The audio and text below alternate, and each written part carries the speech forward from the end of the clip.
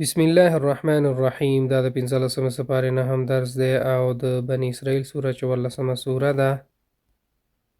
د 93 نه تر 106 آیت ورسره ولولئ چې په ترجمې صحیح پوه شئ.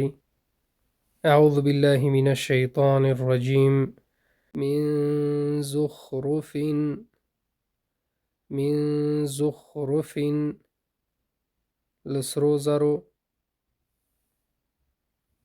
او ترقى یا وخیجی ته خامبت مفهومی دی چې غلی شي یعنی اور د جهنم.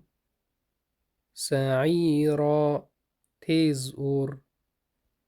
ورفاتا مفهومی دی چې او رستی خاوری.